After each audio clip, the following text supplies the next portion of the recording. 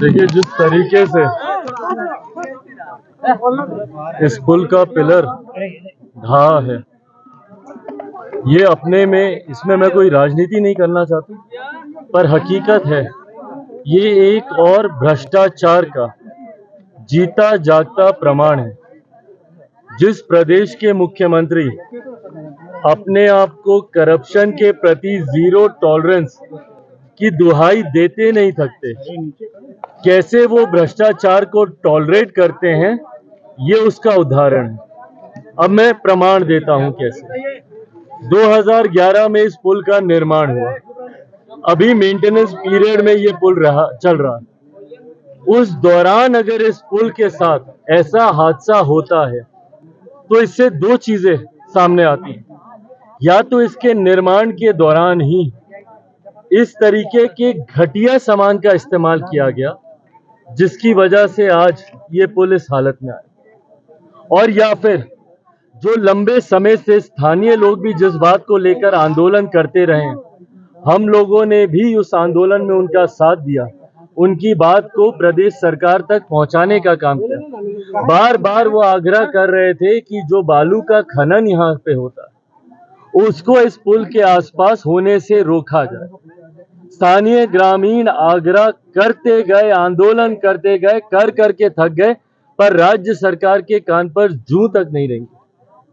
और उन्हीं दोनों चीजों का परिणाम है, भ्रष्टाचार का परिणाम है, और जिस तरीके से अवैध बालू खनन को जो स्थानीय प्रशासन के संरक्षण में बिहार के हर जिले में पनप रहा है, उसका परिणाम है कि आज पुल इस तरीके से क्षतिग्रस्त हुआ।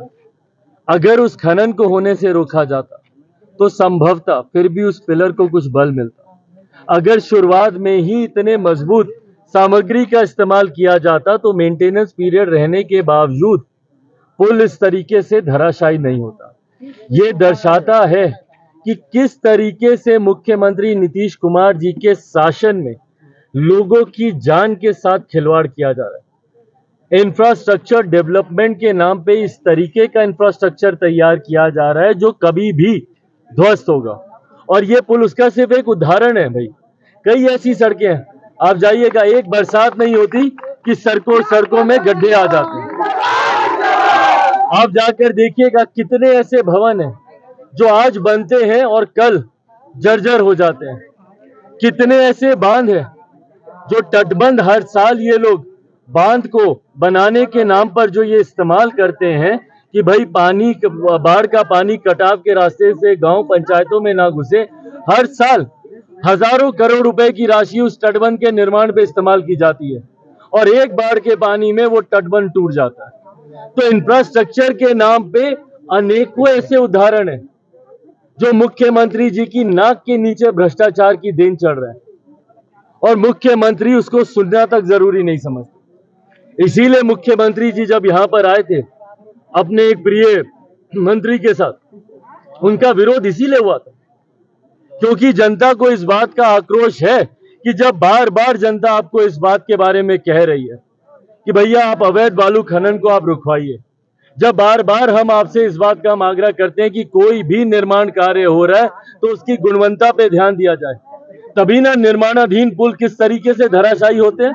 क्यों? क्योंकि उसकी गुणवत्ता पे ध्यान नहीं दिया जाता। ये तो फिर भी इतने साल ये पुल चल गया, पर आज की तारीख में मुख्यमंत्री जी की छत्रो छाया में जितने भी निर्माण कार्य हो रहे हैं वो संभवतः साल भर भी नहीं टिकने वाले हैं। इतने घटिया सामान का इस्तेमाल उसमें किया जा रहा है, और किस तरीके से मुख्यमंत्री जी उस दिन वादा करके गए कि 1 महीने के भीतर हम इसको ठीक करा देंगे। ये 1 महीने में होने वाला काम है, और 1 महीने में करवाइएगा तो फिर 6 महीने में ये धराशायी आपको मिलेगा। ये ऐसे कार्य हैं जिसको पूरा ध्यान और पूरा समय देके करवाना जरूरी है, पर क्योंकि मुख्यमंत्री गुणवत्ता से इतना समझौता करते हैं, और गुणवत्ता से समझौता क्यों? क्योंकि वहीं पे भ्रष्टाचार के दरवाजे खुलते हैं। अब जब तक सीमेंट में आप बालू मिट्टी नहीं मिलाइएगा तो कैसे पैसा बचेगा? जब तक आप घटिया सरिया इस्तेमाल नहीं कीजिएगा तो कैसे आपका पैसा बचेगा? और इन्हीं सब चीजों में मुख्यमंत्री भ्रष्टाचार को पनपते दे देते हैं। और इसीलिए जब वो बोलते हैं कि एक महीने में क्या भैया, आप इसको 10 दिन में आप खड़ा कर दीजिएगा भाई। जब भ्रष्टाचार के तरीके से ही खड़ा करना और चुनाव भर तक ही आपको खड़ा करके रखना है, उसके बाद लोग जिए या मरे आपको उससे फर्क नहीं पड़ता। तो ये तमाम उदाहरण दर्शाते हैं कि इन्हीं की वजह से आज बिहार का इंफ्रास्ट्रक्चर देश में नहीं दुनिया में, अभी कुछ दिन पहले हम ऑस्ट्रेलिया में थे, किस तरीके से बिहारी वहां पे शर्मिंदा होता है। क्यों?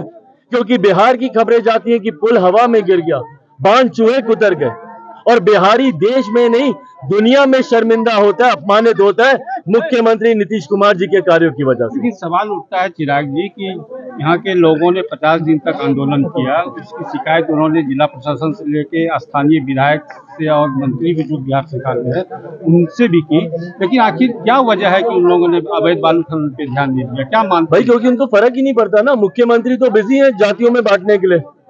उनको ये दिखाना है कि उनके समीकरण की जातियां ज्यादा मजबूत हैं, उनको ये दिखाना है कि जो जातियां उनका साथ नहीं देती वो कमजोर जातियां हैं। जो मुख्यमंत्री जात पात की राजनीति करते हो, जो दलित महादलित पिछड़ा अति पिछड़ा अगड़ा पिछड़ा की राजनीति करते हो, उनको फर्क पड़ेगा।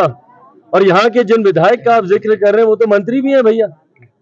वो लोग चाहते तो क्या इस चीज को चुटकी बजाते नहीं रोका जा सकता था? अवैध बालू खनन को नहीं रोका जा सकता था? या पुल की मरम्मत का कार्य समय रहते नहीं शुरू किया जा सकता था? सब किया जा सकता था, पर इस पे किसी का ध्यान ही नहीं है। बिहार के विकास को लेकर मौजूदा बिहार की सरकार को कोई लेना देना नहीं है।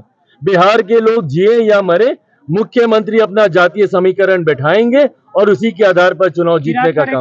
जमुई टुडे की खबरों से तुरंत अपडेट रहने के लिए डाउनलोड करें प्ले स्टोर से जमुई टुडे ऐप। अगर आप वीडियो को YouTube पर देख रहे हैं तो प्लीज हमारे चैनल को जरूर सब्सक्राइब कर लें, वीडियो को लाइक कर लें और नोटिफिकेशन बेल को जरूर प्रेस कर लें ताकि लेटेस्ट वीडियो की नोटिफिकेशन आप तक पहुंच सके।